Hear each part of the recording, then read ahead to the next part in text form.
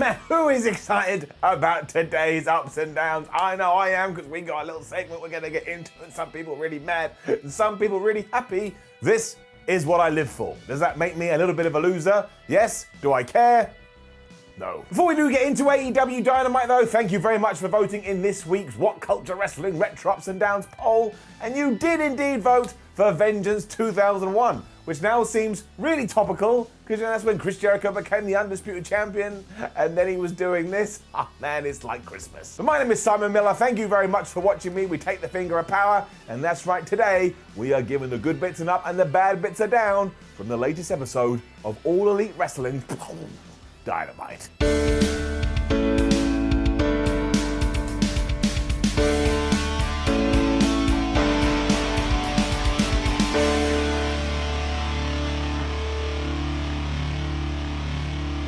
I very much enjoyed the start to this week's show because we were going to have every single one of the first round matches for the big #1 contender world title tournament. And yeah, a little spoiler, I thought every single one was really good.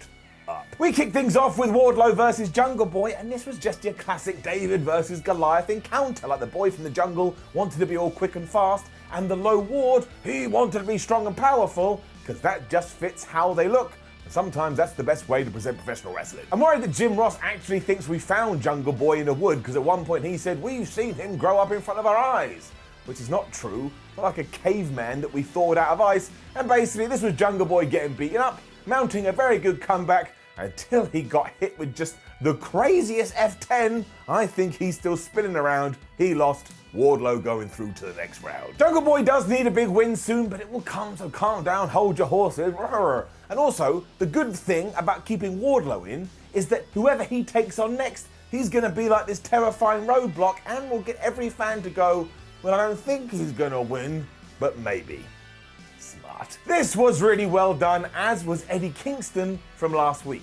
That doesn't even make any sense, but sometimes life don't make sense. For you see, after Dynamite had gone off air 7 days ago, Kingston cut a promo on a fallen Jon Moxley that was so believable and that was so real, I am now once again questioning whether Eddie Kingston actually knows if wrestling is a work. To the point, I've made a board. Here it is, bring it down. There it is, a board. It's the board, and as you can see, it says, does Eddie Kingston know if wrestling is a work right now? We stand here, as it does its thing, it's got a big algorithm, and the answer is no, he doesn't. The board has spoken. Eddie Kingston doesn't know wrestling's a work. Honestly, he was just so mad that Mox had gone on Sports Entertainment, made all this money while he had tried to keep the independent wrestling business alive, that he was going to march on to Full Gear and have an I Quit match and just whip Jon Moxley's ass.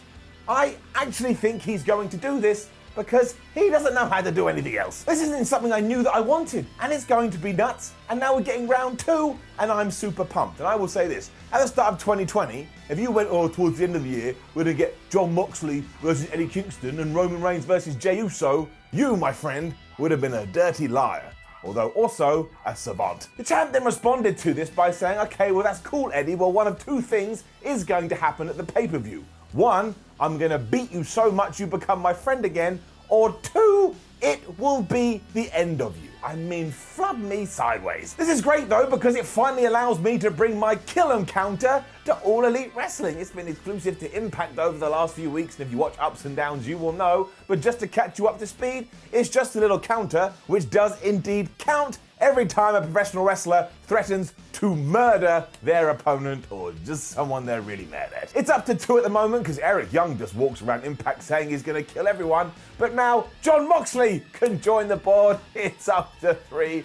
Don't make him mad because he will stab you in the night. Alright. Then we got some controversy. Well, I'll say controversy part 1, but I liked it up. Because it was Kenny Omega versus Sonny Kiss in yet another round 1 tournament. Here we go, I want to be AEW World Champion soon. But he wasn't taking on Joey Janela because, as we were told, the global pandemic had swooped in and taken him out of there. It is what it is, let's not talk about it. But his replacement was gonna be Sonny Kiss. And if you were excited when you did hear about this, well, it sucks to be you. Because Kenny Omega arrived, he got in the ring, he hit Sonny Kiss with the running knee, he then hit Sonny Kiss with the one-wing angel and pinned him in around about, I would say, 6.9 seconds. Now this wasn't great for Kiss, I'll give you that, but if this whole tournament is about taking Kenny Omega and turning him back into the cleaner, then it couldn't have been any better. We've also completely redone Omega's entrance to the point it's just like, oh my gosh, Kenny is the best. Look at everything he's done. Oh, Kenny. I mean, the entrance went on longer than the match,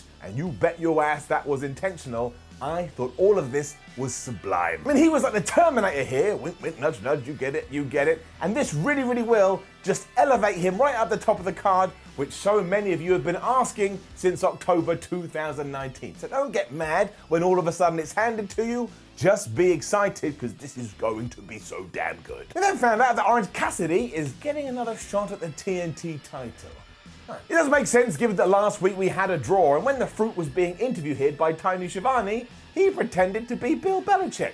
I'm sure that was really entertaining and fun for people that watch the NFL, which I do, and if you didn't, you'd have been looking around like, I don't really understand what's going on. But he was also asked about that loss to Brody Lee, and Orange Cassidy flicked that away too. We then jumped straight into Cody's retort as Dasher caught up with him, and I tell you, the interest and the intrigue here is gonna send me up the 2-9. Because if he's not about to become a bad guy, then you can call me a turnip. Because not only was he like, look man, champion's advantage. If Orange Cassidy can't beat me in the time limit, I don't know why anyone's getting mad at me. I just did what he had to do. But then when asked about the fact he put on all this weight, he was like, well, I'm AEW's giant killer. I've taken out Lance Archer, I've taken out Brody Lee. I just thought, I don't know, I should slide into this and absolutely smash it. This was the most tease, heel promo ever, and I think it's absolutely something we should do. And I'm not totally against Cody just continually like beating the fan favorites. It's really gonna wind people up. But I love all of this. Like I say, I'm plugged in. Let's get it up. Eddie Kingston then verbally went after Jon Moxley again. I can't believe it. Look, let's just keep it simple, right? Bring down the board. Board, does Eddie Kingston know that wrestling is a work yet? Give it a minute. Ha, surprise. It says no. The man is just the best. And then it was Phoenix versus Penta El Zero, or Pentagon, call him whatever the hell you want.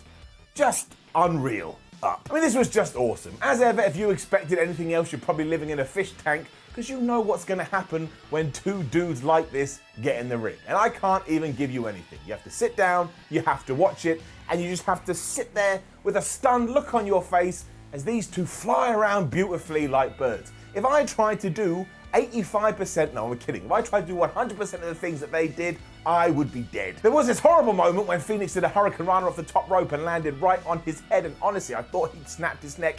It is one of the most disgusting visuals I've seen in a wrestling ring for ages, but if you can move past that, everything else here was just top draw. Again, I don't understand how anybody can be this agile and this athletic, and we had story here, because the story was that Pentagon was his brother, and he didn't want to beat his brother too much, and Phoenix was like, well, I don't care that you're my relation. I'll whip your ass. So he hit him with a Destroyer, and he got the 1, 2, 3, and that was doubly nice because the Destroyer never beats anybody in 2020. Phoenix making it work. They made all of this look so effortless and easy, like they were sat down to eat an egg.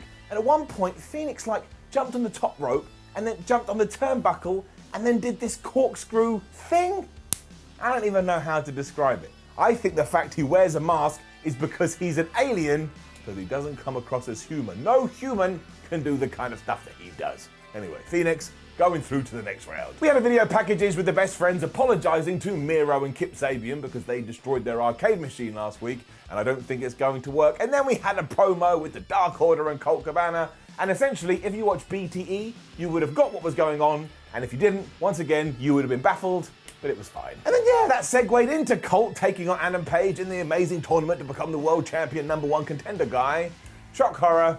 Up. What I really enjoyed is that this felt different to all the other matches we'd seen so far, and it was just a decent back and forth. And let's not pretend we're not trying to elevate Hangman Page either. He kicked out of Colt's Superman pin here, and if you've watched any of his matches in All Elite Wrestling, you know more often than not that keeps you down. Cabana had his own highlights in the sense that he got out of the way of one buckshot lariat, but the Cowboy was just really smart, and more wrestlers who do this, he was like, all right, well, if you're gonna get out of the way of one, I'll just try again. And he hit that one, got the 1, 2, 3, Hangman Adam Page going through. And yeah, look, I see the people complaining. You can see where this tournament is gonna go. It's probably gonna end with Hangman Page taking on his former tag team partner, Kenny Omega, but that's what I want. That's what makes sense. If I leave my house and I get Google Maps and I type in the supermarket and I end up in the gym, I love the gym, they'll be like, well, now I'm really pissed off. This isn't where I want to go.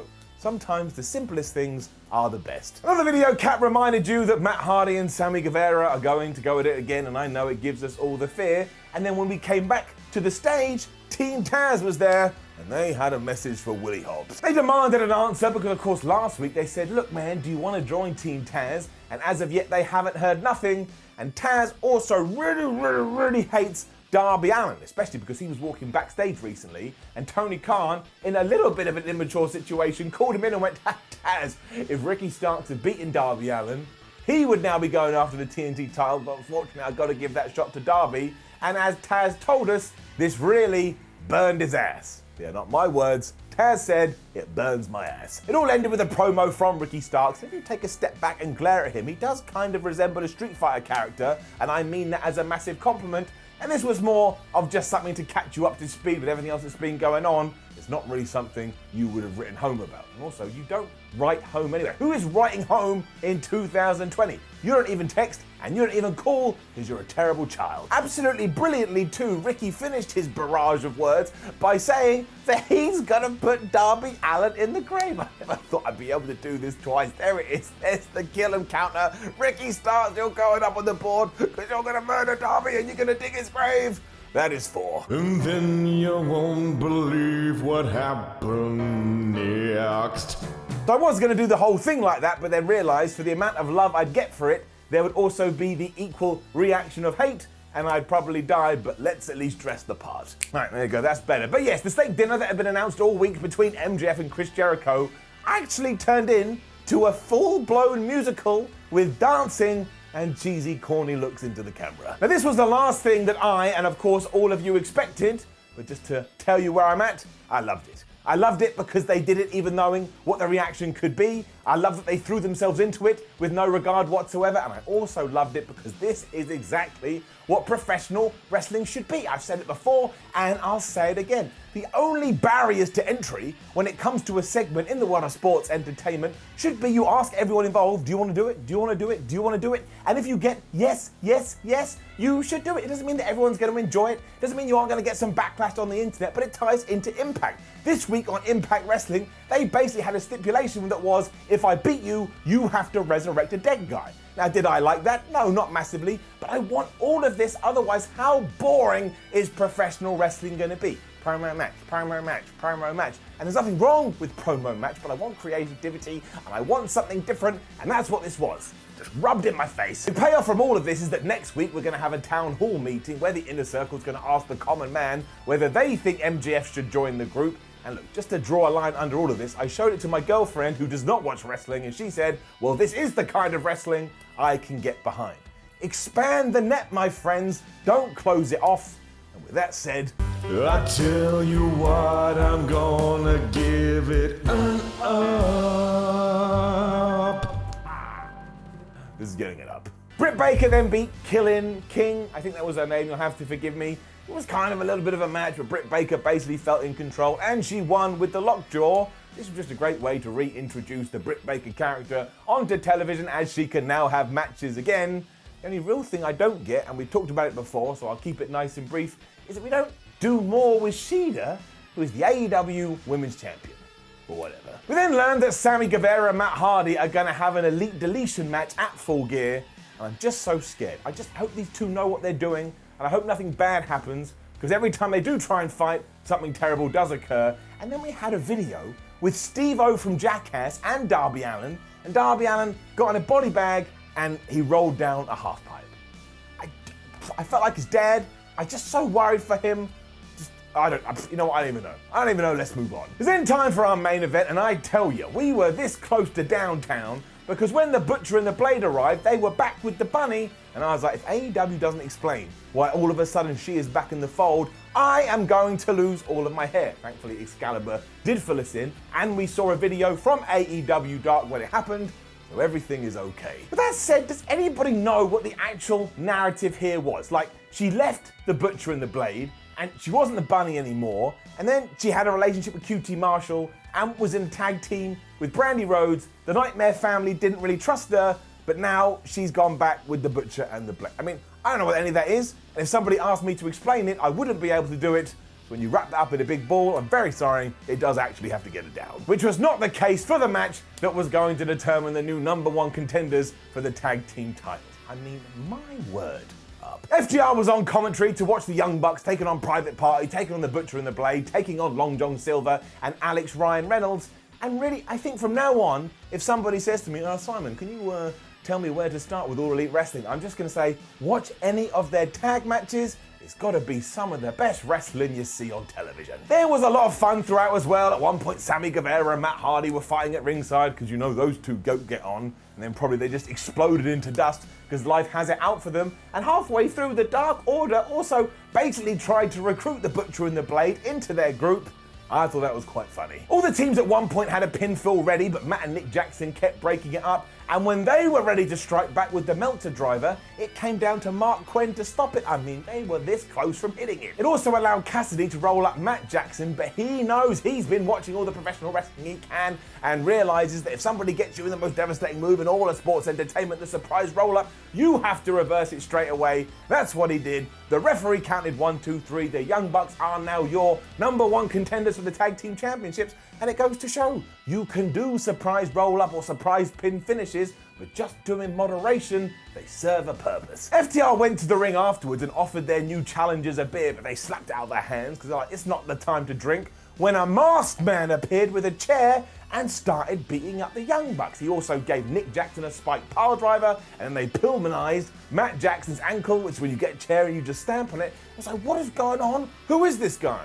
Or at least that's what the commentators were doing. And I was watching going, that's clearly Tully Blanchard. And yes, it turned out to be Tully Blanchard. I don't really know why he had disguised himself. But it still worked, it was still cool. You've now set up that feud and you know they're just gonna have the best match ever at Full Gear because this has basically been building since 1632. And who even knows what was going on in the year 1632? All of this made me really excited for next week though. It made me doubly excited for the pay-per-view. I thought it was an absolutely tremendous episode of Dynamite and made me feel all warm and fuzzy in here. And yes, going back to that musical segment, I'm all right with it. Was I entertained? Did I enjoy it? The answer is yes. And that's why overall, this show getting it up. Now, don't forget to leave a comment below, and man, I can't wait to read them this week. They're going to be great. And let me know what you thought about all of it. Like the video, share the video, subscribe. Head over to WhatCulture.com where you can read yourself some articles. Follow WhatCulture on Twitter, WhatCulture WWE. And watch more videos here on WhatCulture Wrestling, including retro ups and downs. Then come back tomorrow when we do the same for Vengeance 2001. My name is Simon from WhatCulture. Thank you for watching. I'll see you soon. And as a little note for those who have hung around to the end,